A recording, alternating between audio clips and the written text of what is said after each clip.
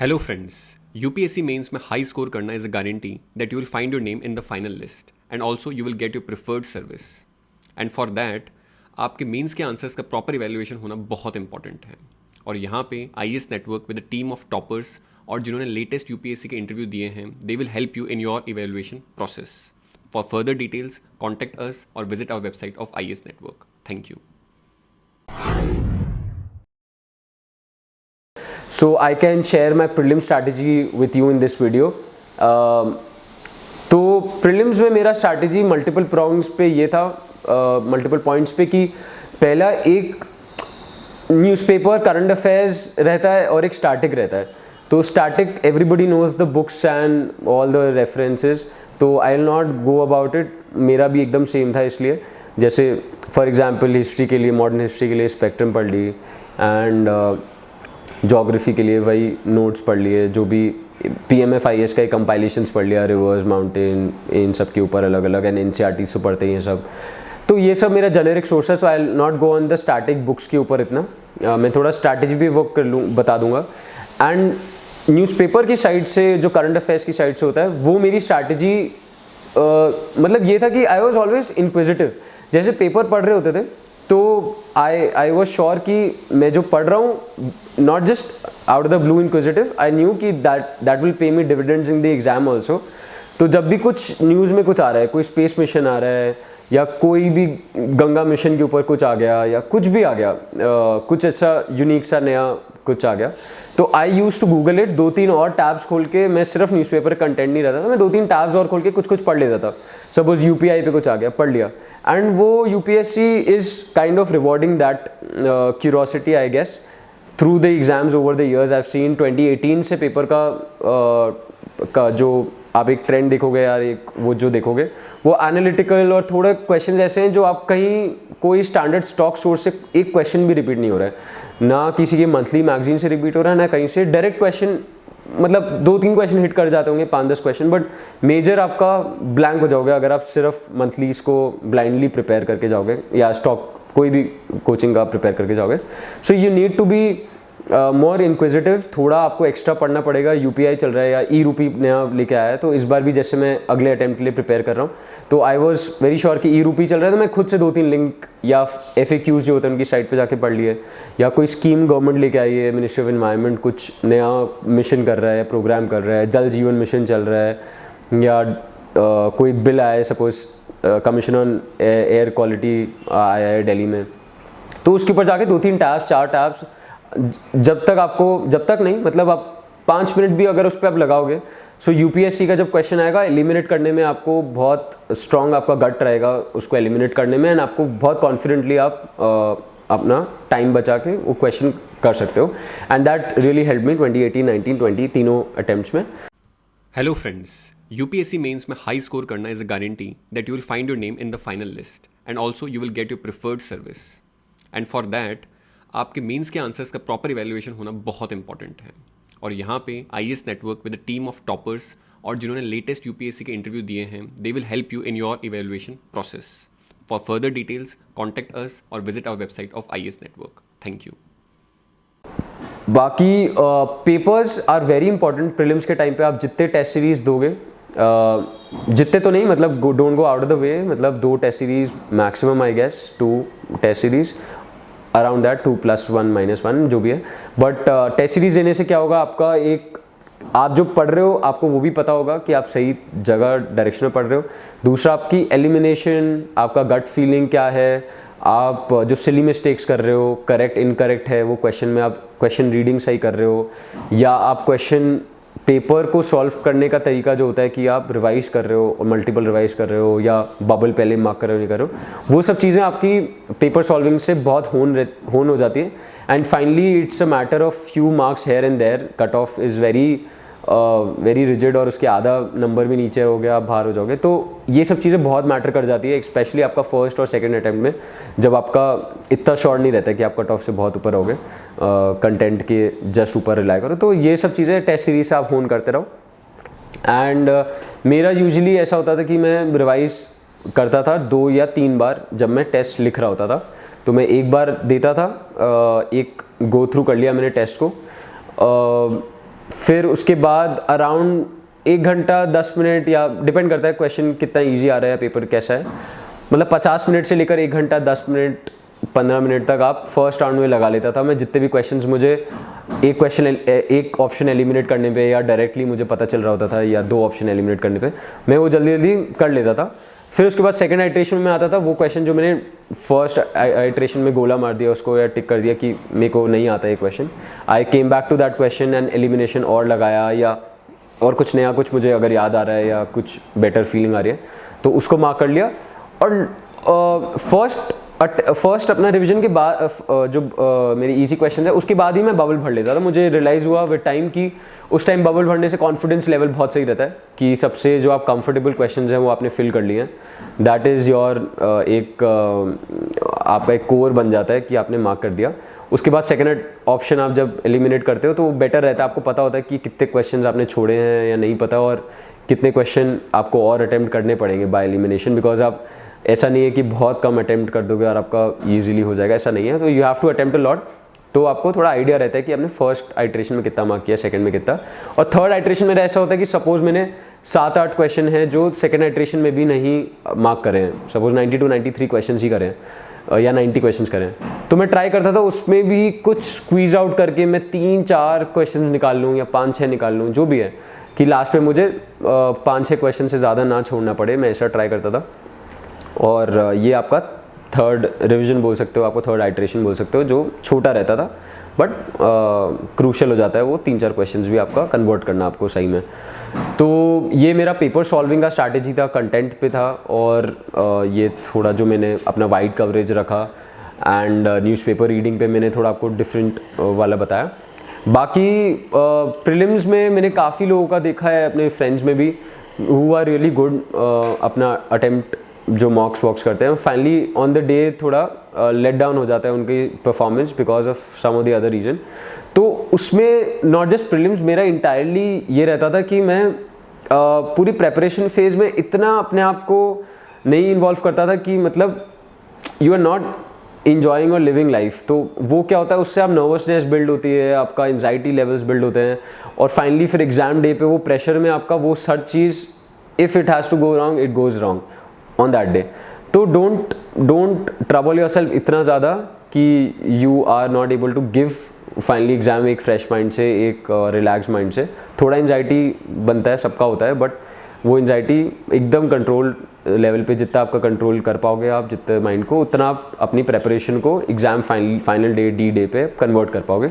सो उसके लिए मैं I regularly went to the gym. 3 साल में रेगुलरली गया। एग्ज़ाम से पहले थोड़ा बहुत छोड़ देता था या उसको लाइट कर देता था एक्सरसाइज को, बट आई मेंटेन थोड़ा फिज़िकल एस्पेक्ट, जिससे मैं एग्जर्शन फिजिकली करूँ तो इमोशनली इतना बर्डन ना फील हो मुझे, और थोड़ा बाहर निकलना भी हो जाता है, थोड़ा म्यूज़िक चल जाता है 1 घंटा एंड ब्रेक हो जाता है, एग्ज़ाम में एक दिन में भी ब्रेक हो जाता है एंड सही रहता है वो।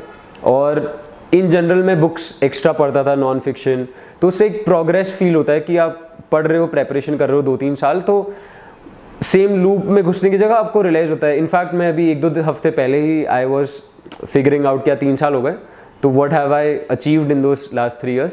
तो उससे मुझे अच्छा लगा कि चलो फिटनेस पे मैंने I worked on this front, and मैंने बुक्स एक्स्ट्रा में मैंने 50-60 कुछ एक्स्ट्रा बुक्स पढ़ ली। तो वो जो फील गुड फैक्टर रहता है वो ऐड करता है आपके फाइनल डे के दिन परफॉर्मेंस पे। एंड ये प्रीलिम्स के लिए स्पेशली बहुत इंपॉर्टेंट है कि आप फील गुड रहो, आप लोगों से बात करने करो, लास्ट में ऐसे एकदम कट ऑफ मत कर देना कि प्रीलिम्स के बाद ही एकदम बात करूँगा लोगों से, एंजाइटी एकदम मत बढ़ा लो, ऐसा कोई काम मत करो। थोड़ा सा टाइम निकाल के थोड़ा लेट ऑफ कर सकते हो आराम से। प्रीलिम्स आजकल इतना भी इंटेंसिव प्रेपरेशन पे नहीं है, रादर दैन आपकी ओवरऑल एनालिटिकल जो आपने क्यूरोसिटी मेंटेन करी है साल भर 2 साल भर, वो ज़्यादा जज होती है।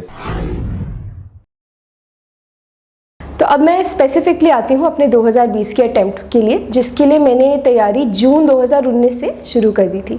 तो एक इंटीग्रेटेड अप्रोच थी मेंस के साथ, जो मेंस की अप्रोच एक और वीडियो में आपको ज़रूर बताऊँगी। पर जैसे बुक लिस्ट वगैरह हो गई, वो तो सेम किताबें थी जो सब फॉलो करते हैं। मॉडर्न हिस्ट्री के लिए स्पेक्ट्रम है, पॉलिटी के लिए लक्ष्मीकांत, आर्ट एंड कल्चर के लिए मैंने नितिन सिंघानिया पढ़ी थी, पर फ्रैंकली वो इतनी मददगार तो नहीं थी, उसका इतना मेरे को फ़ायदा नहीं हुआ, तो आप सिर्फ एनसीईआरटी भी पढ़ सकते हैं।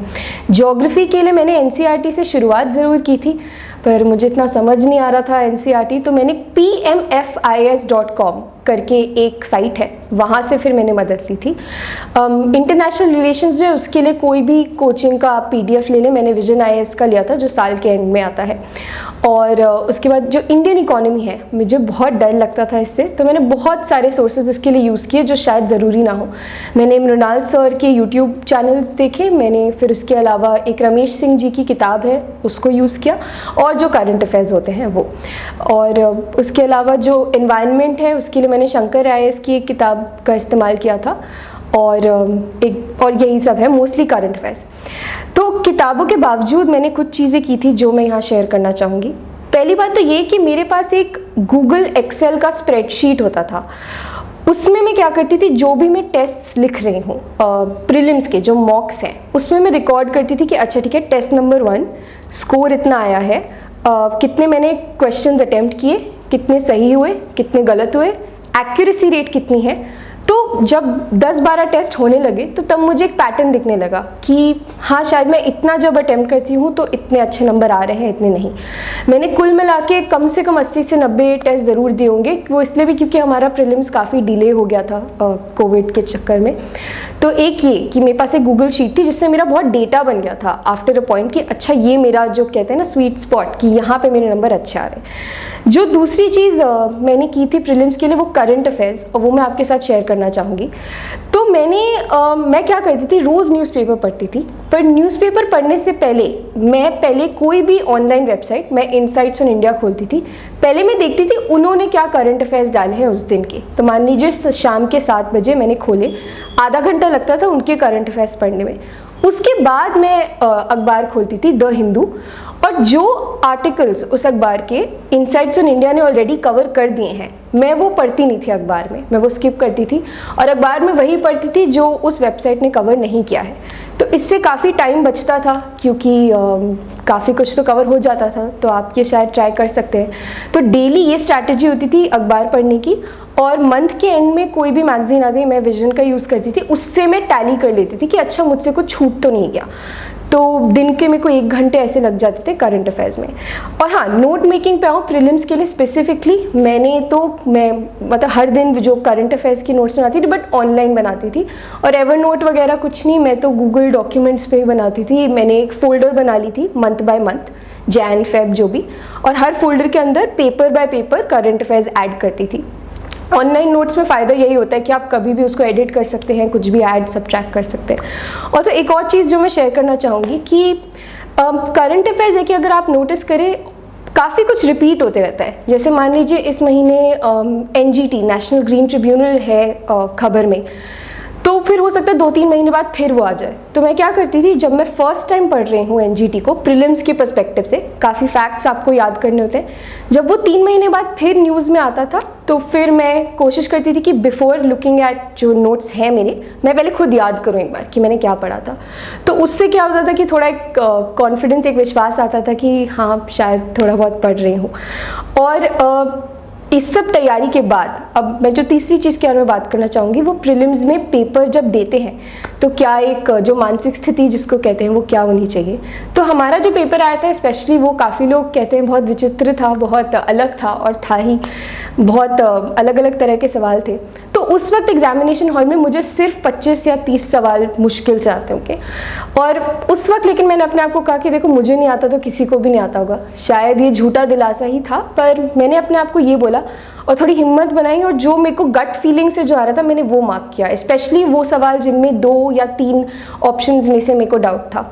तो मैं बस यही कहूँगी कि आप इतनी अच्छी अपनी रिवीजन कीजिए प्रीलिम्स के लिए स्पेशली, कि आप जब उस हॉल में हो और आपको दो ऑप्शन से एक चुनना हो, तो आपके मन में शंका ना हो कि शायद मेरा ठीक से याद नहीं है। आपको अपने आप पे तो पूरा होना ही चाहिए कॉन्फिडेंस और विश्वास कि मैंने बिल्कुल अच्छे से किया है। Hi everyone, my name is C. Yashwant Kumar Reddy. I have cleared UPSC 2020 exam with rank of 93. This was my second attempt. In my earlier attempt in 2019, I was not able to clear prelims.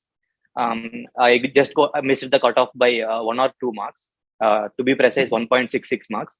So, with my limited experience with UPSC, I just wanted to share a few insights which I have gathered. So we are seeing that the prelims exam, it is becoming more and more unpredictable these days. So concentrating on clearing that prelims exam has become one of the most important things about the examination. So what I would suggest is, firstly, we need to have a clear understanding of the demand of the examination, like how UPSC is asking questions. So for that, we need to completely focus on understanding the pattern by going through the previous year question papers, at least 4 to 5 years. We can clearly see a shift of the kind of questions UPSC is asking from the in recent years.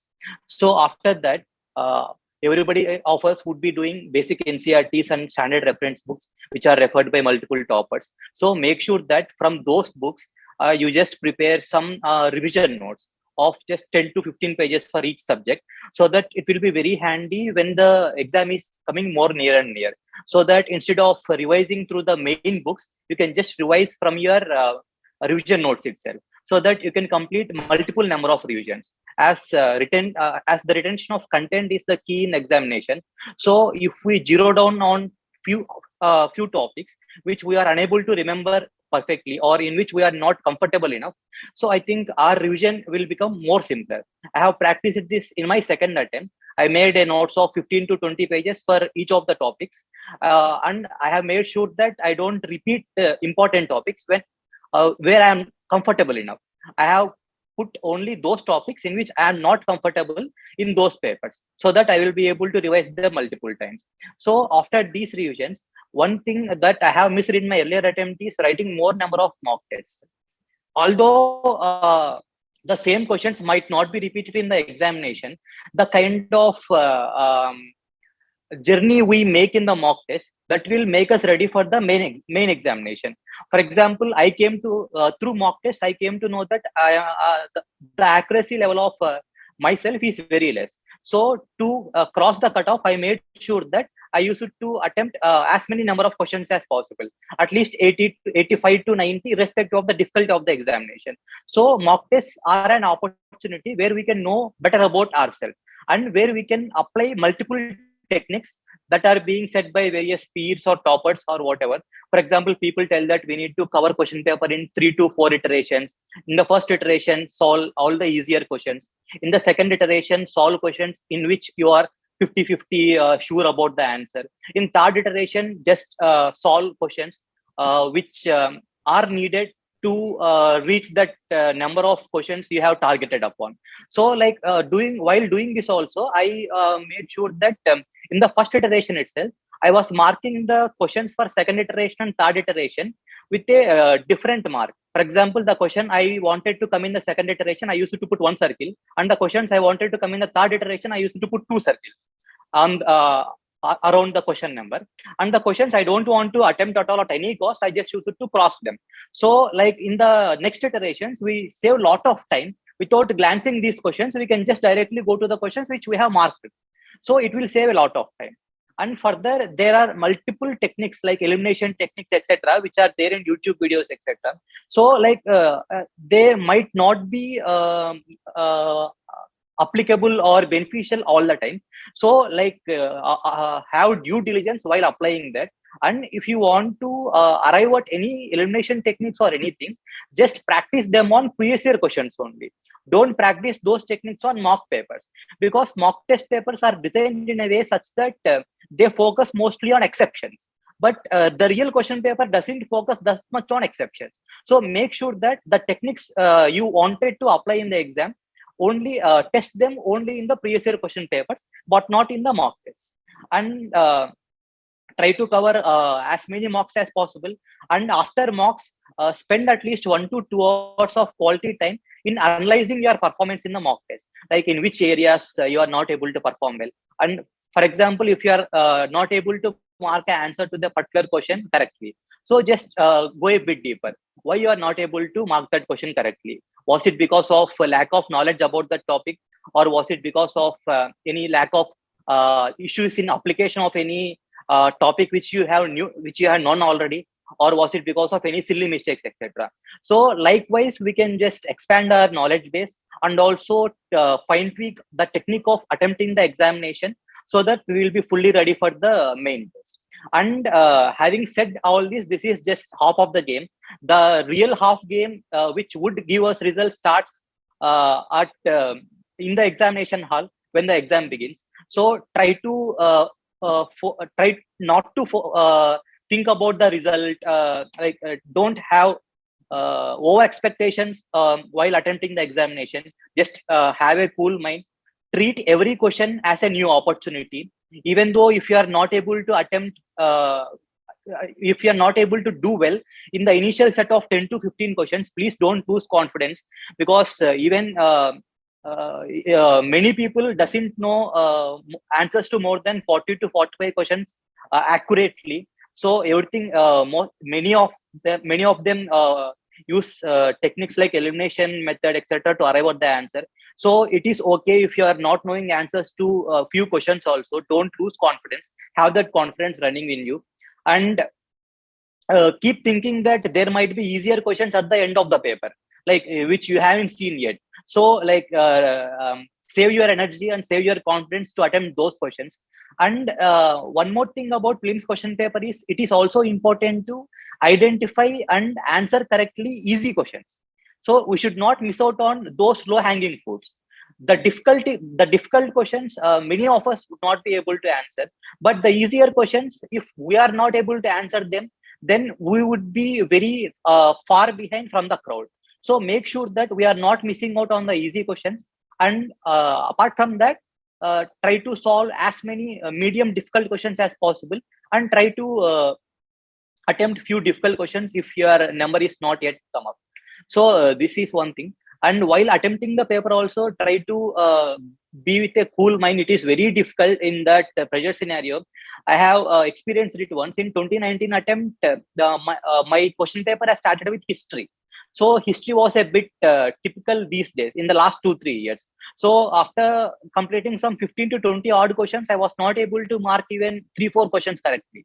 I mean, at least even 3 to 4 questions correctly. So my confidence was totally shattered, and I have lost hopes on the examination at that point itself. But in that year, even many questions from economy, polity are very easy. They were in the latter stages of the question paper, but my energy levels and my confidence was already down. So because of that, I was not able to perform well in the examination. So make sure that if you are comfortable in any subject, then if possible, try to start from that subject itself in the question paper without starting from the question number 1. So having that confidence rising in the first few minutes of the examination, that will give a good amount of boost for the remaining part of the examination. And one more thing, and one more small thing is that don't delay circling in OMR sheet. That also I have did in my first attempt. In the last 2 to 3 minutes, I had to bubble more than 10 to 15 questions. So when we are writing mocks, the number of the number of papers in the question paper are very small, like 10 to 12 pages max. But in the main question paper, there would be around 25 to 30 papers. So it would be very difficult to search out and find that particular question where you haven't marked. So don't try to cut out wastage of time in these issues, and try to mark OMR at least 15 to 20 minutes before the completion of the examination in the questions where you are sure about. DKT UPSC CSC। अगर आप केवल civil service परीक्षा के prelims, mains और interview के video देखना चाहते हैं तो सब्सक्राइब करें DKT UPSC CSC channel.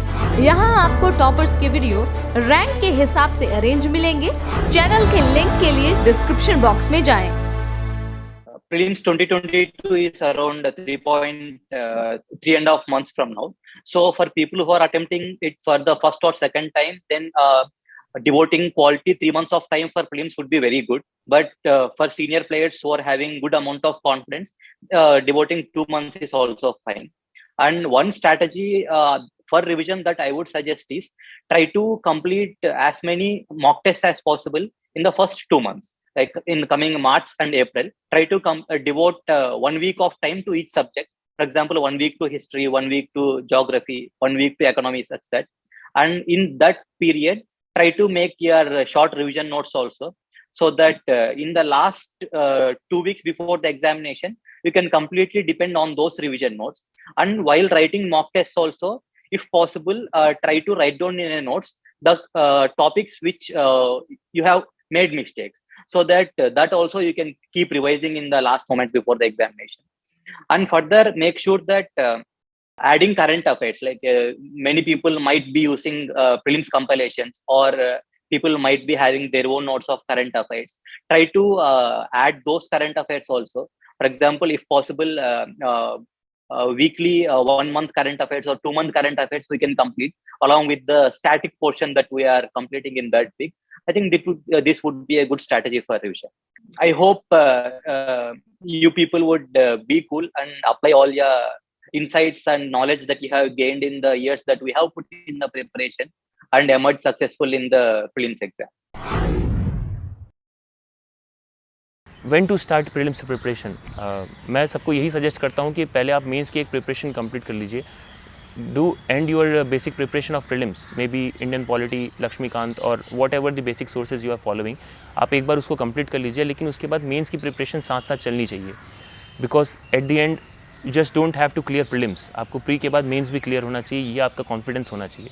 So by the end of December January आप अपने प्रीलिम्स की प्रिपरेशन एक बार कंप्लीट कर लीजिए. जो भी स्मॉल टॉपिक्स और मेंस स्पेसिफिक टॉपिक्स है वो आप कंप्लीट कर लीजिए. मिड फरवरी और फरवरी से आप स्टार्ट कीजिए प्रीलिम्स की dedicated preparation. By dedicated preparation I would mean pick up a topic, completed पूरे. आप एक इंडियन पॉलिटी है, इंडियन पॉलिटी कंप्लीट कीजिए. इकोनॉमिक्स है, इकोनॉमिक्स कंप्लीट कीजिए. उसके बाद सेक्शनल टेस्ट लीजिए स्टार्टिंग में 4-5 टॉपिक्स जिसमें बहुत सारा क्वेश्चंस आते हैं. I would list at polity, economy, environment and history. This are the 4 topics that you have to do. ये 4 टॉपिक्स आप कवर कर लीजिए और इनके सेक्शनल टेस्ट भी लगा लीजिए, एटलीस्ट 1 एंड मैक्सिमम 2. इससे ज़्यादा लगाने की ज़रूरत नहीं है टेस्ट. इन टेस्ट को करने के बाद after the end of 1 month और 1.5 month you will be completing all this major topics. फिर जो स्मॉल टॉपिक्स है वो आप प्रिपेयर कर लीजिए. Second, what exactly UPSC is asking is very important. So यहाँ से आपकी यूपीएससी की प्रीवियस ईयर क्वेश्चन सॉल्व करना स्टार्ट हो जाना चाहिए. आई वुड सजेस्ट कि not only UPSC civil services examination but all other examination जो यूपीएससी कंडक्ट कराता है उसकी भी आप प्रिपरेशन की, उसके आप टेस्ट जो है आप उसको देखिए क्वेश्चंस को. और बहुत बार ये होता है कि सीडीएस के क्वेश्चन है या एनडीए का क्वेश्चन है वो यूपीएससी में समहाउ और दी अदर रिपीट होता है. तो you can do 5 to 7 years question of CDS 1, 2, NDA 1 and 2 and CAPF. And if you have time you can also look at the questions of Indian engineering services. उसमें भी कुछ GS के questions आते हैं which you can pick up. सारे questions important नहीं है definitely, because NDA में साइंस एंड टेक्नोलॉजी के जो क्वेश्चंस होते हैं वो 12th स्कूल के लेवल पे होते हैं और वो यूपीएससी के एग्जामिनेशन के पॉइंट ऑफ व्यू से उतने इंपॉर्टेंट नहीं होंगे. But you have to selectively pick up the questions और आप उसको मार्क करके रख लीजिए कहीं पे. देन जब आप टेस्ट सीरीज़ लगा रहे हैं, so what should be your motto of giving a test series. I have seen people जो आप टेस्ट सीरीज़ लगाने के बाद they start making notes from the test series.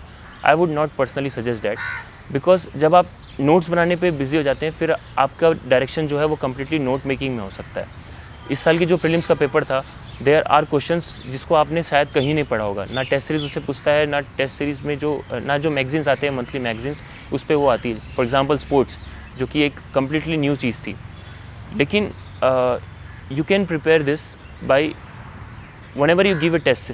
तो आपको टेस्ट पे ये देखना है कि कैसे एक आंसर को आपने अप्रोच किया. And again I would suggest कि इस पे डिस्कशन बहुत इंपॉर्टेंट है.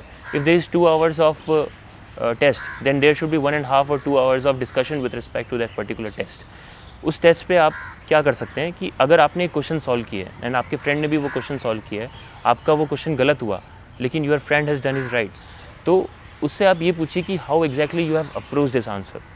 अगर उसने नॉलेज बेस से किया है तो ठीक है, आपको वो चीज़ पता होनी चाहिए. लेकिन अगर उसने ये चीज़ किया है आपके कुछ ट्रिक्स यूज़ करके या फिर कुछ ऐसी एलिमिनेशन टेक्निक यूज़ करके जो कि आप इनकॉर्पोरेट कर सकते हैं अपने आइडियाज़ में, यू विल सी कि जब आपने 40 to 50 टेस्ट लगाए हैं by the end of your entire process, आपके पास एक सेट ऑफ कुछ ट्रिक्स होंगे, एक सेट ऑफ आइडियाज़ होंगे, एलिमिनेशन टेक्निक्स होंगे which you can follow and you will be maximising your answer. जब आपके स्कोर्स देखोगे आप, पहले आपको 60-70s में स्कोर आएंगे, लेकिन इस तरह की जो ट्रिक्स यूज़ करके आप अपने स्कोर्स को कंसिस्टेंटली अबव 110 ला सकते हैं, which is a comfortable score for clearing prelims. Prelims का दूसरा इशू ये भी है कि in any case you will be knowing just 30 to 35 question exactly. अब व्हाट नेक्स्ट, क्योंकि अगर आपको प्रीलिम्स क्लियर करना है then you have to do correct at least 60 questions in safe side.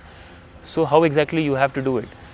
जैसे मैंने बताया कि नॉलेज बेस से सिर्फ 30 to 35 क्वेश्चन हो सकते हैं, तो जिस तरह से आपने प्रैक्टिस की है, जो आपने मैक्सिमम टेस्ट लगाया है, जो CDS NDA के क्वेश्चंस है, उससे आप जब बहुत ज़्यादा प्रैक्टिस करते हैं तो प्रैक्टिस से आप ये सीख सकते हैं कि कैसे एक आंसर को अप्रोच करना है, and then you will be realising कि आपका जो इंट्यूशन है, जो आपका लेवल ऑफ आंसरिंग है और जो कितना करेक्ट हो रहा है उस क्वेश्चंस में से, वो कंसिस्टेंटली इंक्रीज़ हो रहा है। So this is the prelims strategy that you must follow, that I would personally suggest. उसके अलावा कुछ लो हैंगिंग फ्रूट्स हैं that you have to pick. For example जो रिपोर्ट्स वाले टॉपिक्स होते हैं कि इंटरनेशनल कमिटीज़ जो रिपोर्ट देती है, for example World Bank, World Economic Forum, United Nations etcetera, prepare a list of this. इस लिस्ट को आप कंटिन्यूसली रिवाइज़ करते जाइए।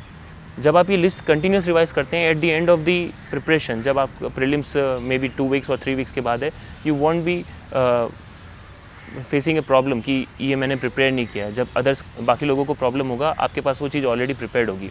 Secondly, national parks, wild life sanctuary, इस तरह के क्वेश्चंस हर साल UPSC पूछता है। So how exactly you have to prepare it, because there are 500 wildlife sanctuaries, around 100 national parks. You can not know the name of each and every of this.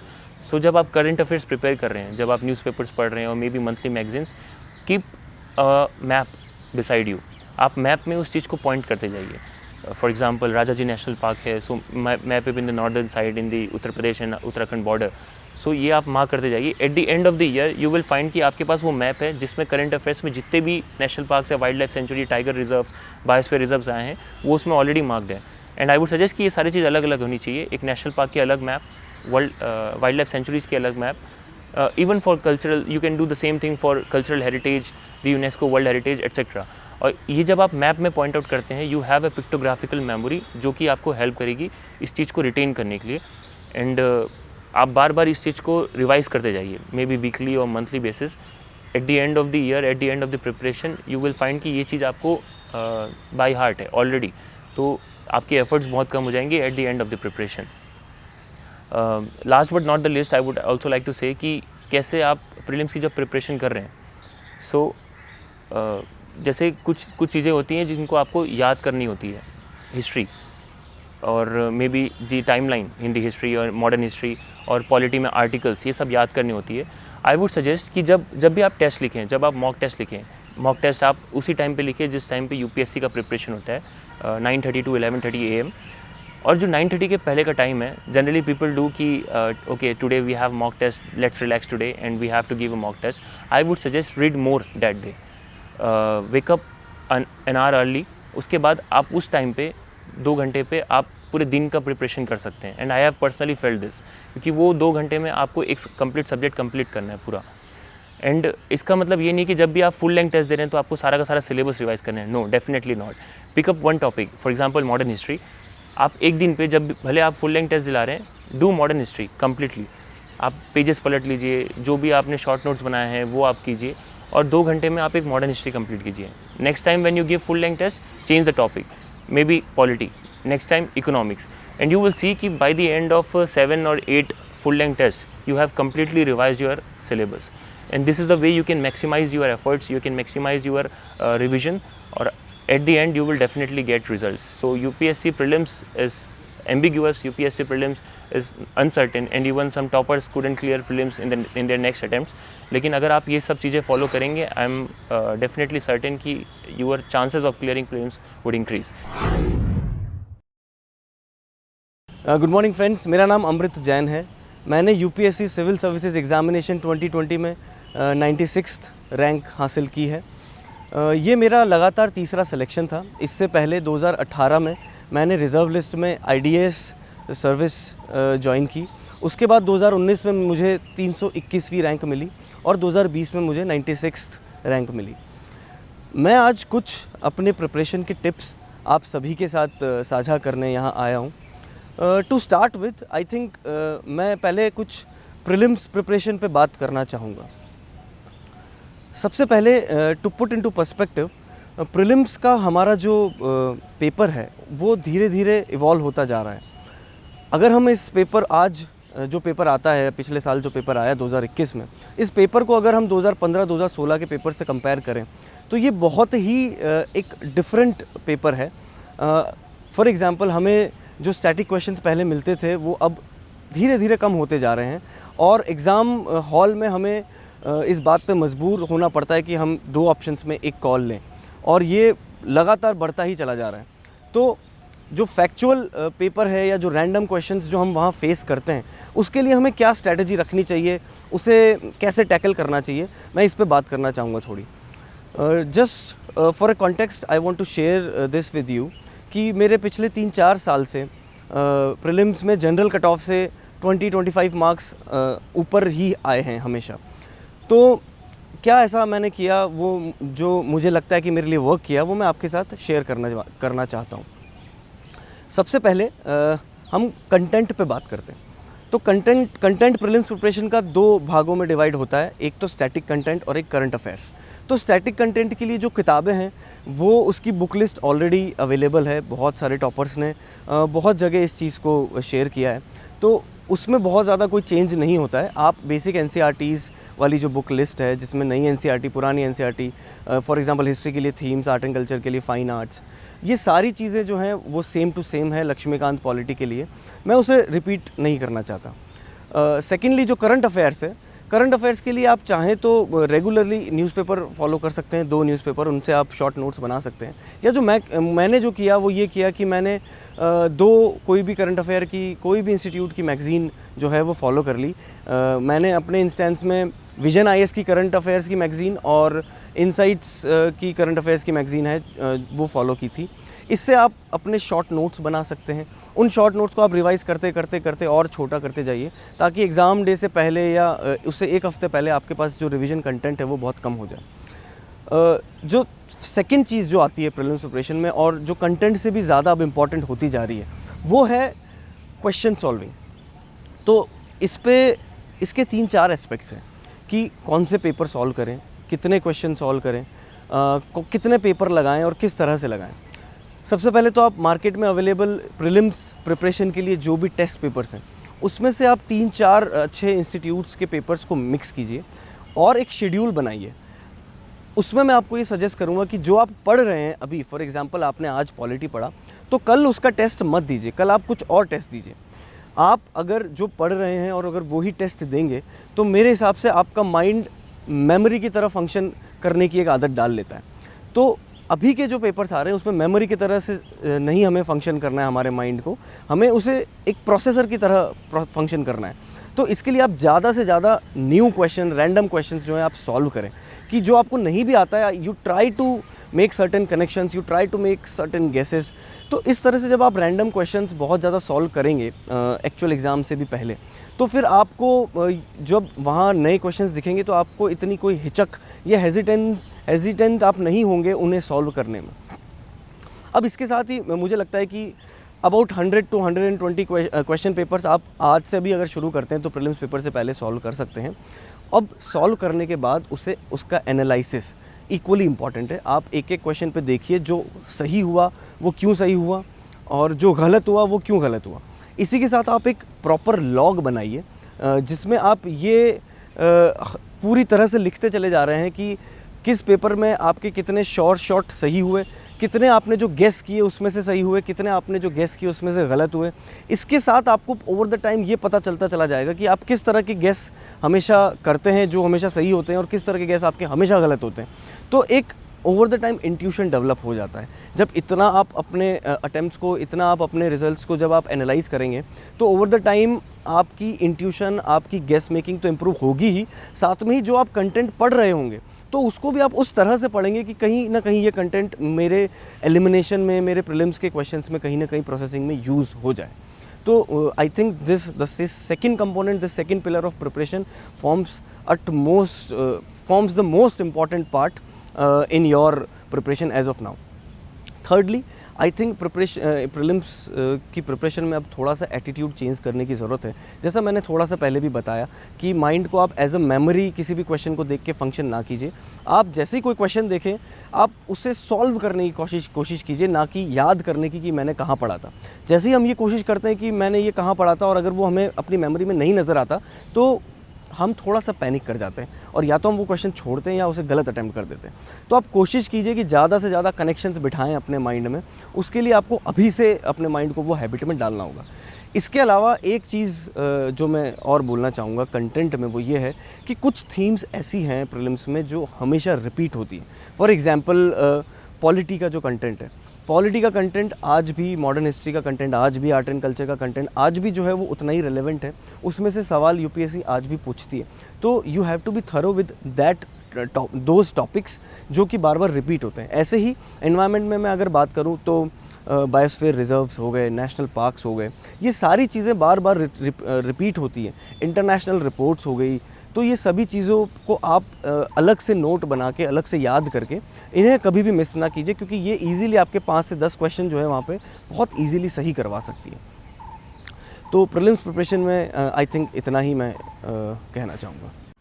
Hello friends, UPSC mains में high score करना is a guarantee that you will find your name in the final list and also you will get your preferred service. And for that आपके mains के answers का proper evaluation होना बहुत important है. और यहाँ पे IAS network with a team of toppers और जिन्होंने लेटेस्ट यूपीएससी के इंटरव्यू दिए हैं, they will help you in your evaluation process. For further details contact us और visit our website of IAS network. Thank you. Hello everyone, I am Chandrakant Reddy. I had secured All India rank 120 in CSE 2020. And my brief background about me is I had done my graduation from VIT University in Electronics and Communication Engineering in 2017. During at the time of 2017, I was only 20 years of age, so I was unable to give the CSE and at CSE 2017. So I decided to give CSE 2018. I given 3 attempts subsequently, 2018, 19, 20. In my 3 attempt journey, I had given 3 mains, 2 interviews. The initial orientation for me to prepare for the CSE comes during my college times.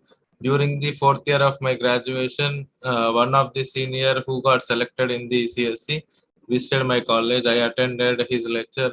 There I realized the importance of the bureaucracy to the society. So I decided to prepare for the CSE, and I left my campus placements also for preparing for this exam. During my 3 attempts, my prelim score has been substantially higher. I cleared the forest cutoffs in my 3 prelims. Some like in 2018, I scored around 115, and in 2019, I scored around similar to 115, only 115 or 117. In 2020, in the recent attempt which I cleared, I scored 127, where the cutoff was 92 marks.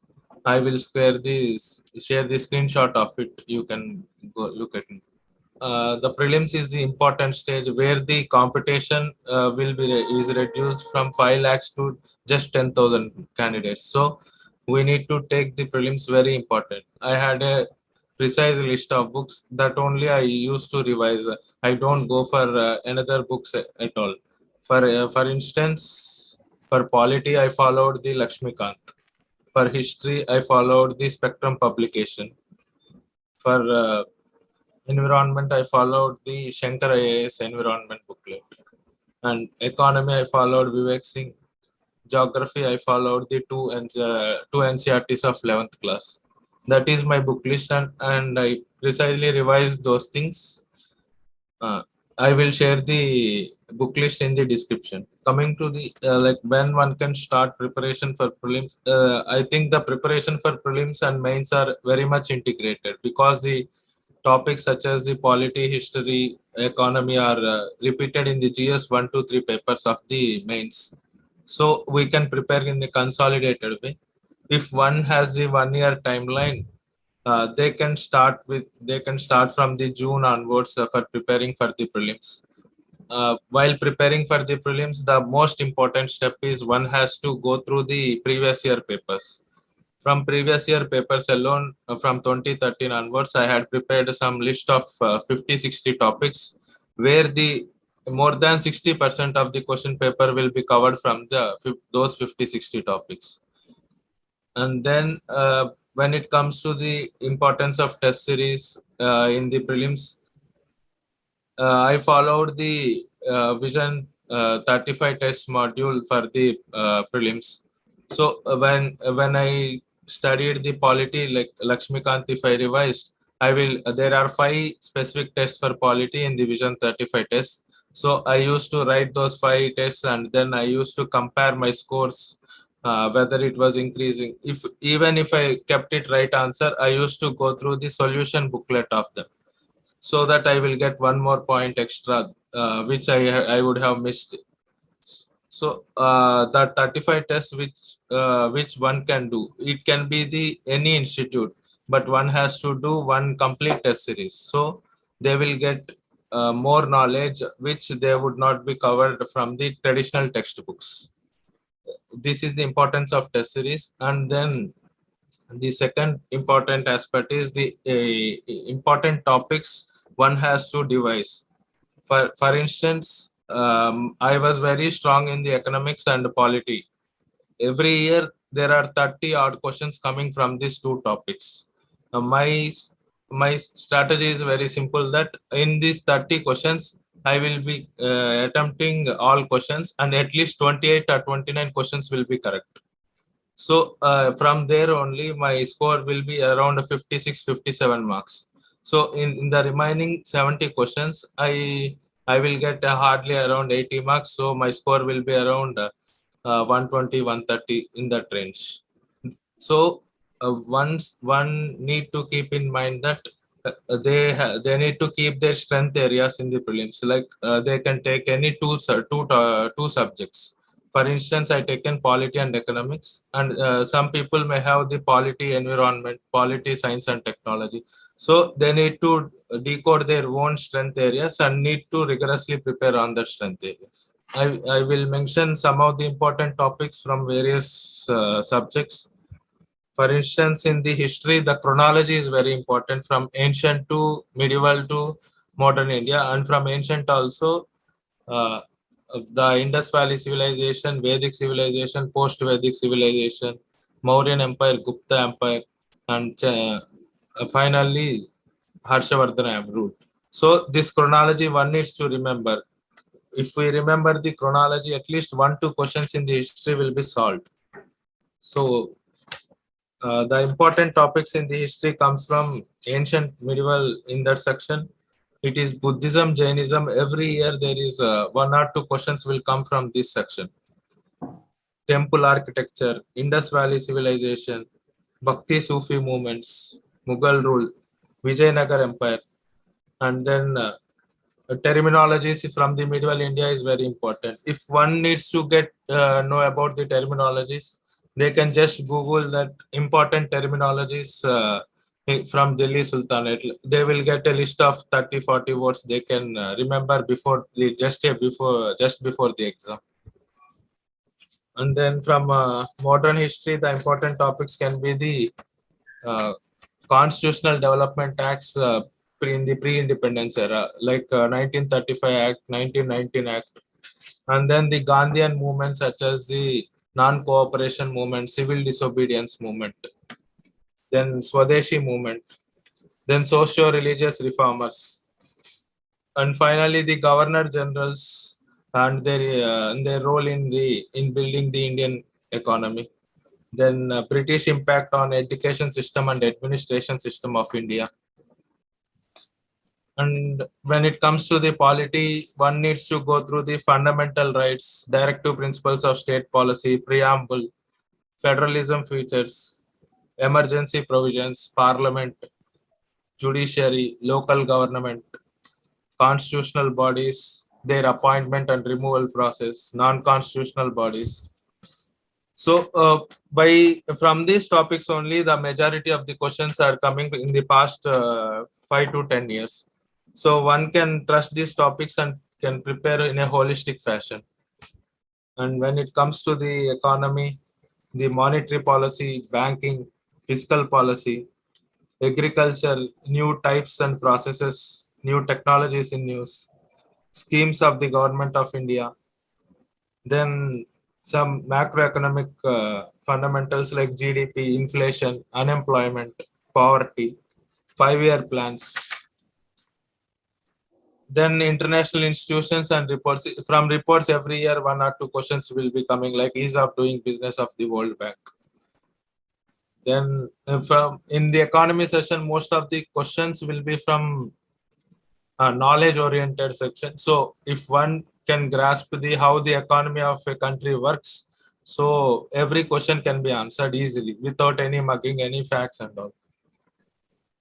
And then from environment section, one can see the basics of environment, like what is ecosystem, what is population, what is the species.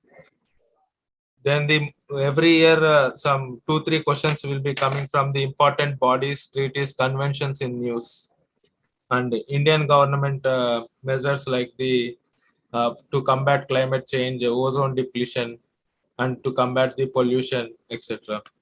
Then biodiversity conservation, like Aichi targets, and then Indian government specific targets. Recently also Panchamrita targets have been given by India.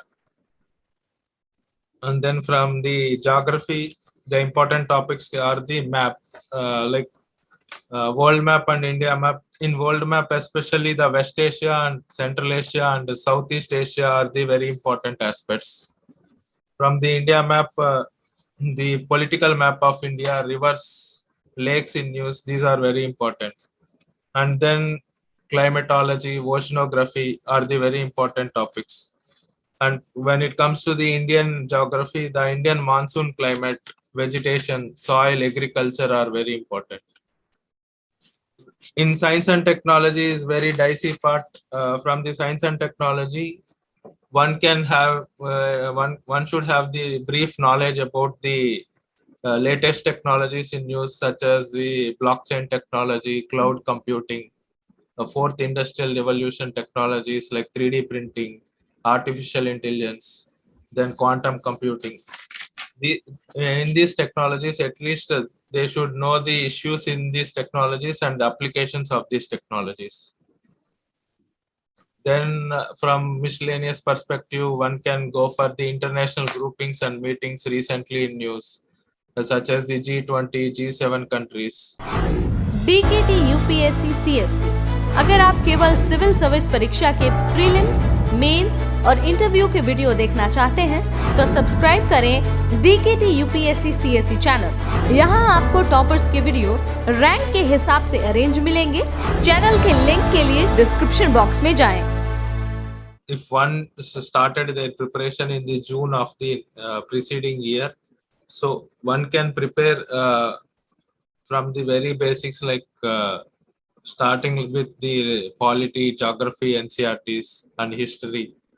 These will give that. These will give a track to go into the deep preparation. So, and one can join the optional. Like if whether one takes any optional, they can start preparing for the optional from August onwards. From August to December, one can prepare the one round of the optional. So from June onwards, the basic things of the prelims and main syllabus can be covered, and parallelly from August to December, one can prepare the optional. From January onwards, one needs to keep writing the prelims tests. Like if one's first attempt, then one needs to give the first attempt at least by 35 tests or 30 tests they need to give before the actual prelims. So from January onwards, if they take every week one test, they can complete the 30 to 35 tests by the May itself. So by preparing from the June, the every topics which I listed important, these things can be completed by December. From January onwards, the topic specific tests can be taken, and one needs to remember that they needs to revise these tests like at least two to three times, so they can remember the content and all. One needs to talk about the note making from the prelims. There are few topics which the note making is necessary. For instance, the data related to the economy, like how the inflation is going or how the inflation is coming down. And the second aspect is in geography, there are certain things like this wind will be blowing in the Alps region, this wind will is blowing in the Himalayan region. So this they can make a table, and then they can make that this wind and belongs to this region. So, and then the tribal, like in sometimes prelims, they will give the tribals and they will give the region. So they can make like the tribal on one side and the region belongs to the other side. The other important things for the note making are most of the things in the history are that can be directly underlined in the textbook which one's read. So no need of specific note making for the history aspects. And then for history, one can go through the index of the textbook which they are reading. That will make them to remember the chronology of the events which had occurred in the past. Then when one comes to the science and technology aspect, in science and technology, the note making is very important because there is no standard textbook available. So if one gets to know about any technology, latest technology, they can make a small, like 1/4 page of notes that what is the technology about and for what purpose the technology is used. So, like the recently one proton therapy news, which is used for the cancer treatment. So they can make that proton therapy and then it is used for cancer treatment. That's it. And the process how the proton therapy is developed and all is not necessary for the CSE prelims. When it comes to the exam hall strategy, the whatever you read, the exam hall performance is the ultimate key for the selection. So during the exam hall strategy, during the exam hall, first of all, one need not to be panic at all.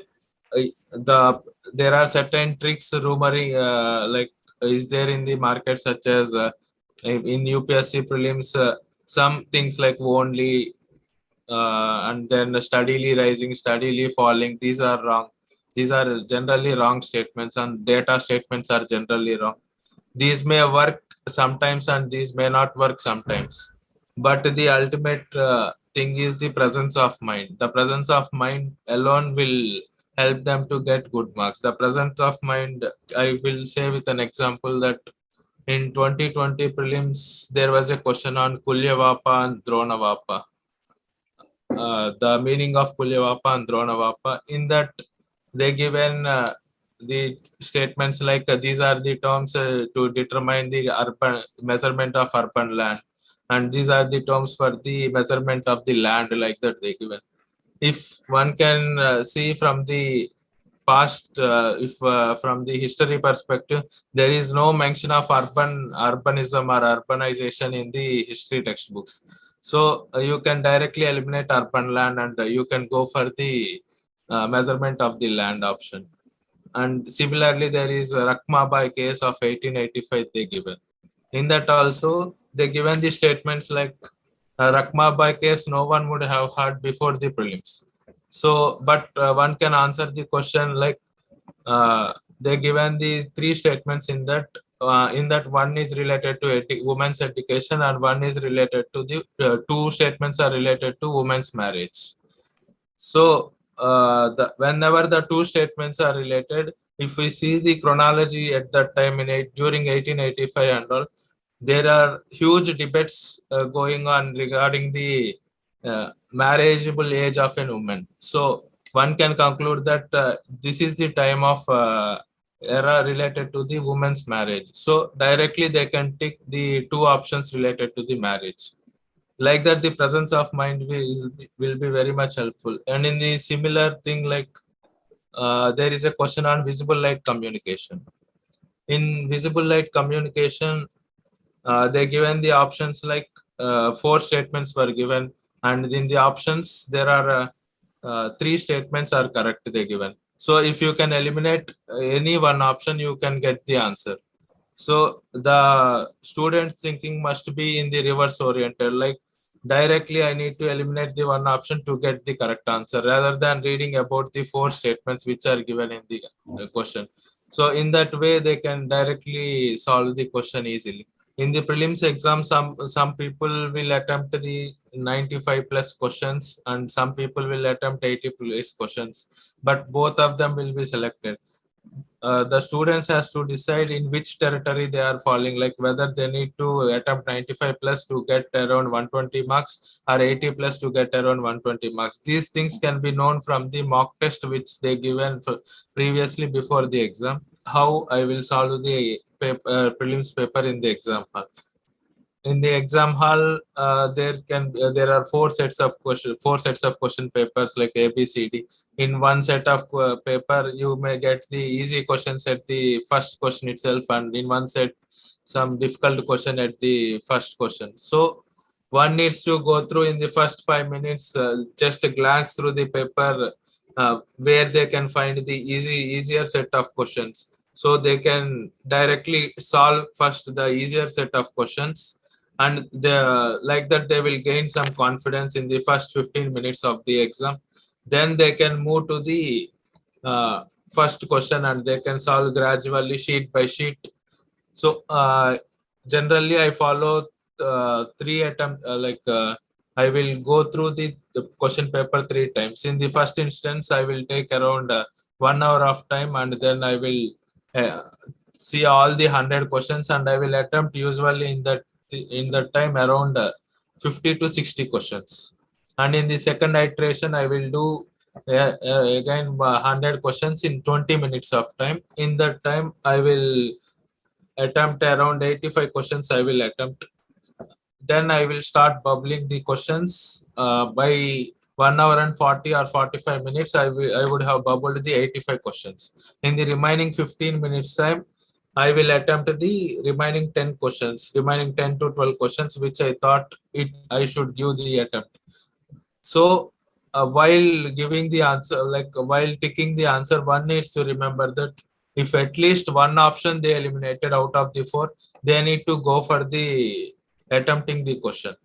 If at all they have no idea, then only they should skip the question. If they can eliminate at least one option, they can go for the question, because the cost to benefit is more when you attempt when you attempt 10 questions. If you get 4 questions correct, then you will be ultimately in the positive zone. So one needs to attempt more questions as per. As I was from engineering background, I didn't prepare well for this CSAT, but I will get very decent enough marks above 100 zone easily. So if one needs to prepare CSAT thoroughly, and then there needs to be no option for getting eliminated in the CSAT, then one can go through the past 4 to 5 CSAT question papers. In that, in the next year also, in the past 4 to 5 question paper, the same models will be repeated with the different numbers. So they can easily attempt the 27 to 28 questions which the examiner is asking. 67 marks they can easily get by seeing the 4 to 5 years solved papers. And then in English passages, they can use the strategy like first they can go through the options and then they can go through the comprehension, so that they can get to know what the examiner is actually testing in the question. And then most of the options in the English comprehension are self-eliminate, like some options will be like against the India, like this technology is not suitable for India. They will mention like that. Directly you can eliminate that option and then you can check in the remaining options. And some options are against our constitutional philosophy. So you can directly eliminate. This prelims is going to happen on June 5th of 2022. So I would like to advise the aspirants to prepare well for the coming exam and to prepare their strength areas. At least 2 strength areas should be there for the prelims exam out of the seven subjects available. So if 2 strength areas, they can get the 20 to 25 to 30 questions correct in those 2. In the remaining subjects, they can easily get some 30 to 35 questions correct. So they would be in the safe zone, and they can go through my topic list, and then they can prepare the important questions from the topics also. And one needs to prepare the important topics very holistically. So all the best for the aspirants. One thing I would like to mention, I forgotten to tell about the current affairs in the prelims. So for from the current affairs perspective for prelims, the major thing one needs to do is daily they need to follow any newspaper they prefer. And the second thing, either they can watch the news like from the Sunset TV or any news channel which is relevant for the CSC exam. And the second thing is one needs to go through the news in a perspective like yesterday what happened and today what happened. Is there any linkage between the yesterday's news and today's news? So this type of self-analysis will help in writing the good mains answer whenever the current affairs question comes in the mains. And the third important aspect is one don't need to worry about reading the monthly magazines. Reading monthly magazines is not at all important for this exam. Important the thing is one needs to aware of the important news which is happening in the society. And the fourth important aspect is some of the things you will miss in the whole year of preparing for the CSC exam, such as the national parks in news, biodiversity sites in news, animals in news, and some data pointers you would have missed. These things can be covered from the yearly magazines which the various coaching institutes will release just before the exam. These things can be covered within a 1 day or 2 days, the whole data snippets from there. So thank you everyone. सबसे पहले अगर मैं prelims की तैयारी की बात अगर आपसे करना चाहूँ तो कोई भी कैंडिडेट सबसे पहले सिलेबस को देखे, सिलेबस को अच्छी तरीके से एनालाइज करे, सिलेबस में क्या क्या टॉपिक्स हैं, उसके साथ साथ प्रीवियस ईयर के क्वेश्चंस को देखे, क्वेश्चंस को देखकर ये जाने कि किन टॉपिक्स पे ज़्यादा सवाल पूछे जाते हैं, कौन से टॉपिक्स इंपॉर्टेंट है और उन टॉपिक्स पे फोकस करें। जैसे कि सबसे पहले अगर आपको पढ़ाई शुरू करनी है तो आप लक्ष्मीकांत से शुरू कर सकते हो। इंडियन पॉलिटी के लिए एम लक्ष्मीकांत और 11th स्टैंडर्ड का एक NCERT आता है, इंडियन कॉन्स्टिट्यूशन एट वर्क, वहाँ से आप शुरुआत कर सकते हैं। पहली रीडिंग में मेरी यह सलाह है एस्पेरेंट से कि वो नोट्स पहली रीडिंग में ना बनाएं। जनरली आप 1-2 रीडिंग कर लीजिए, उसके बाद आपको जो लगता है इम्पॉर्टेंट टॉपिक्स आपको जो लगते हैं उनके ही आप नोट्स बनाएं। बाकी सारे टॉपिक्स आपको ऐसे ही याद हो जाएंगे, आप मल्टीपल रीडिंग्स करोगे तब। इंडियन पॉलिटी के बाद हम आते हैं इकोनॉमिक्स पे। इकोनॉमिक्स के लिए आप 11th स्टैंडर्ड का मैक्रो इकोनॉमिक्स का NCERT से स्टार्ट कर सकते हैं। वहाँ से आपके बेसिक्स क्लियर हो जाएंगे। मैक्रो इकोनॉमिक्स की NCERT काफ़ी ज़रूरी है क्योंकि प्रीलिम्स के सीधे क्वेश्चन वहाँ से उठ कर आ रहे हैं। काफ़ी सारे क्वेश्चंस पिछले कुछ सालों में वहाँ से सीधा उठकर आए हैं, तो मेरी यही सलाह है एस्पेरेंट से कि वो उसे ना छोड़े। उसके साथ साथ किसी भी कोचिंग का या फिर कोई रेफरेंस बुक आप रेफ़र कर सकते हो वैल्यू एडिशन के लिए, इकोनॉमिक्स के टॉपिक्स के लिए। इकोनॉमिक्स चूँकि काफ़ी महत्वपूर्ण हिस्सा है प्रीलिम्स का, तो इसे आप ना छोड़ें। इसके बाद क्वेश्चंस को देखकर ही आप अपनी स्ट्रैटेजी बनाएं। जैसे बैंकिंग है, मनी एंड बैंकिंग है, उसके बाद में गवर्नमेंट बजटिंग है, बैलेंस ऑफ पेमेंट्स है। ये सारे टॉपिक्स काफ़ी समय मतलब हर साल लगभग पूछे जाते हैं, तो इन टॉपिक्स पे फोकस करें। इसके साथ साथ क्वेश्चंस को अटेम्प्ट करने की एक प्रैक्टिस करनी ज़रूरी है। आप जितना क्वेश्चंस को अटेम्प्ट करने का प्रैक्टिस करोगे उतना आप एक्सेल करोगे प्रीलिम्स में। तो मेरा तो यही स्ट्रेटेजी था, मैं पहले रिसोर्सेज से पढ़ लेता था। पढ़ने के बाद में क्वेश्चंस किस टाइप के पूछे गए हैं प्रीलिम्स के एग्ज़ाम में, प्रीवियस ईयर की UPSC के एग्ज़ाम में, उन पे मैं फोकस करता था। उसके बाद में मैं कोचिंग के मटेरियल, जो कोचिंग के क्वेश्चंस आते हैं, विजन की टेस्ट सीरीज़ हो गई या कोई भी दूसरी कोचिंग का टेस्ट सीरीज़ है जो आपको अच्छा लगता है, आप उसे रेफ़र कर सकते हैं। उसके बाद अगर सोर्सेज की बात की जाए तो हम आते हैं आर्ट एंड कल्चर, हिस्ट्री, इन सब टॉपिक्स पे। हिस्ट्री की प्रिपरेशन में हिस्ट्री 3 स्टेजेस में डिवाइडेड है, एंशिएंट हिस्ट्री, मिडिवल हिस्ट्री और मॉडर्न हिस्ट्री। तो एंशिएंट हिस्ट्री की तैयारी अगर आप कर रहे हो तो आप NCERT से स्टार्ट कर सकते हो। तमिलनाडु बोर्ड की एक NCERT आती है, उसे आप रेफ़र कर सकते हो। उसके साथ साथ 6th, 7th और 8th स्टैंडर्ड की आर पास्ट करके NCERTs है, उन NCERTs को आप रेफ़र करें, वहाँ से सीधा क्वेश्चन पूछे गए हैं। जैसे कि लास्ट ईयर एक अशोका का क्वेश्चन पूछा गया था 2020 की परीक्षा में। वो क्वेश्चन एक पैराग्राफ में दिया हुआ था, एक पैराग्राफ में वो पूरा क्वेश्चन वर्बैटिम वैसा की वैसा वहाँ से उठाकर पूछा गया है। ऐसे काफ़ी सारे सवाल आपको 6th, 7th और 8th की NCERTs में मिल जाएंगे। 6th की NCERT एंशिएंट के लिए है, 7th की NCERT मिडिवल के लिए और 8th की NCERT मॉडर्न इंडिया के लिए है। उसके साथ साथ मिडिवल के लिए आप थीम्स 2 और एंशिएंट के लिए थीम्स 1 की NCERT भी रेफ़र कर सकते हैं। थीम्स की NCERT काफ़ी महत्वपूर्ण हो चुकी है क्योंकि सिलेबस चेंज होने के बाद उनमें से भी काफ़ी सारे सवाल प्रीलिम्स और मेंस में पूछे गए हैं। जैसे लास्ट ईयर का पर्शियन लिटरेचर का सवाल हो या फिर फ़िलोसॉफी और ट्रेडिशन ने मोन्यूमेंट्स को कैसे शेप किया है वो सवाल हो। इन सारे सवालों को आप अगर इन NCERTs को आपने पढ़ा है तो आप अच्छी तरीके से अटेम्प्ट कर पाते हैं और एक अच्छा नंबर लेकर आ पाते हैं एग्ज़ाम में।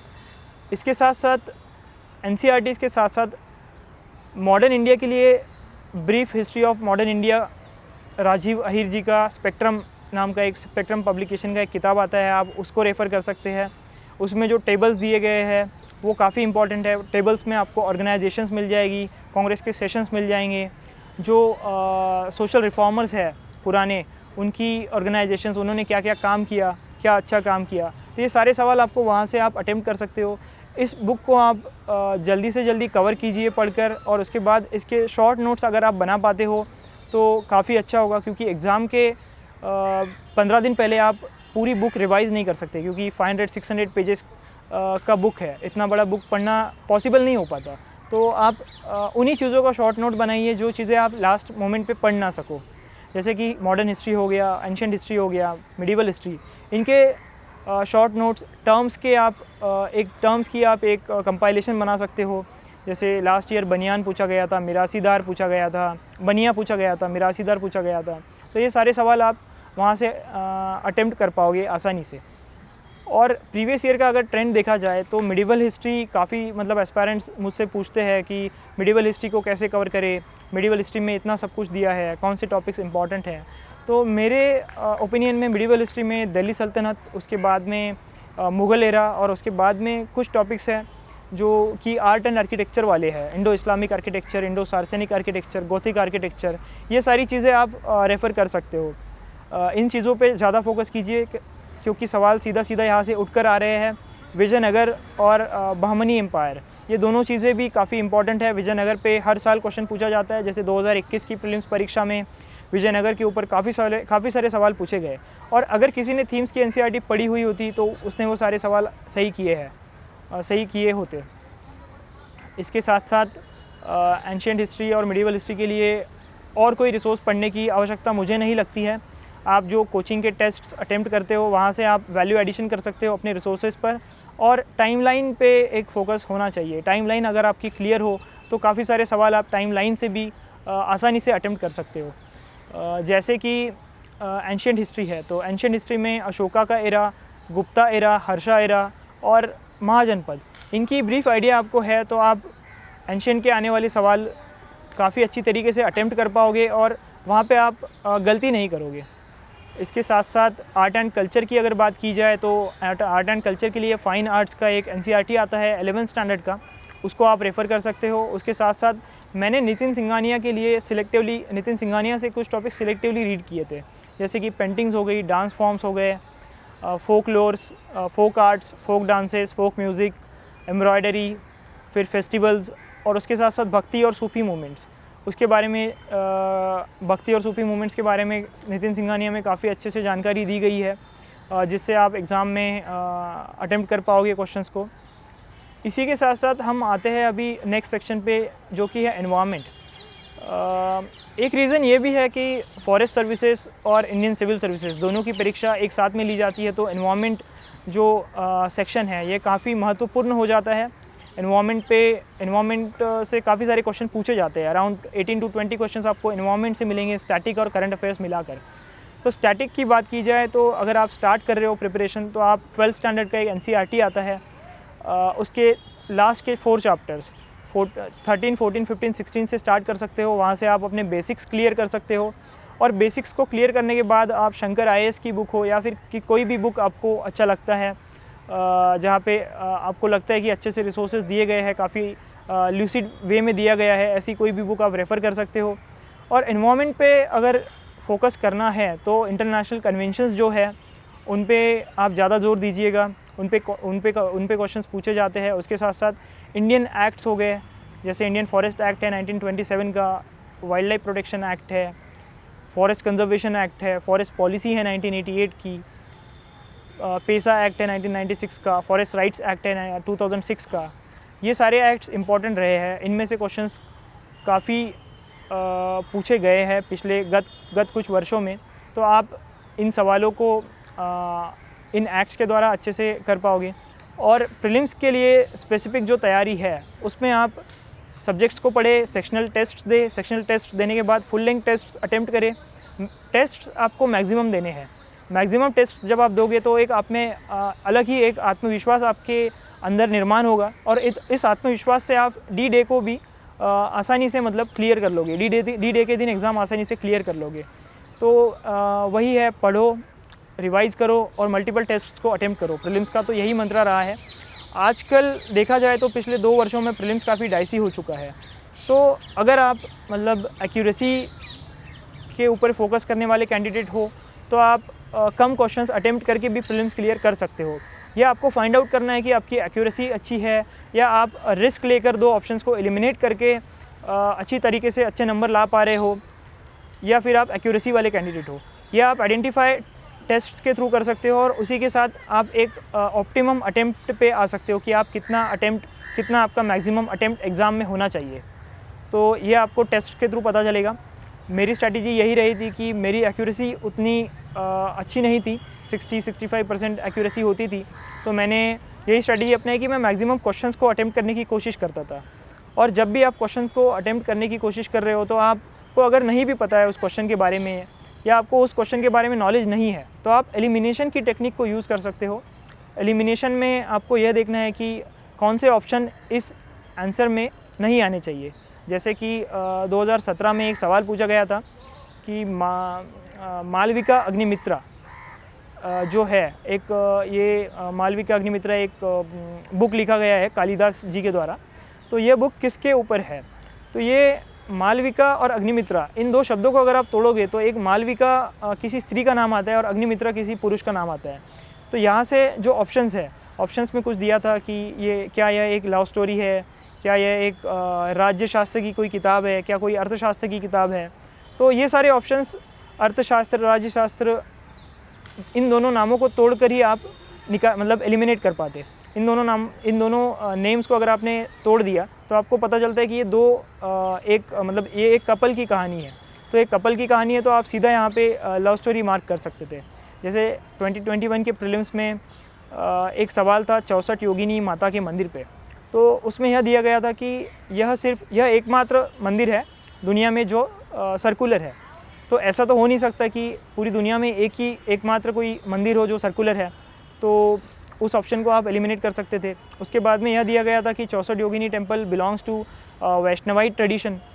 अब चूँकि यह माता जी का मंदिर है तो यह विष्णु भगवान की पूजा तो यहाँ पे मतलब की नहीं जानी चाहिए। ये लॉजिक से भी आप इसको एलिमिनेट कर सकते थे। तो इन 2 ऑप्शंस के बारे में आप अगर स्टेटमेंट्स को सही से पढ़ते तो भी आपका क्वेश्चन सही से मतलब स्टेटमेंट को सही से पढ़ते तो आपका आंसर आ जाता। तो यही टेक्निक को आपको मास्टर करना है और इस टेक्निक को मास्टर करने के लिए आपको प्रीवियस ईयर के क्वेश्चंस देखने होंगे। प्रीवियस ईयर के क्वेश्चंस में आपको काफ़ी सारा ट्रेंड पता चलेगा, हिंट्स पता चलेगी। उन हिंट्स पे आपको काम करना है और काम करके D-Day के दिन अच्छे से अच्छा परफॉर्म करना है।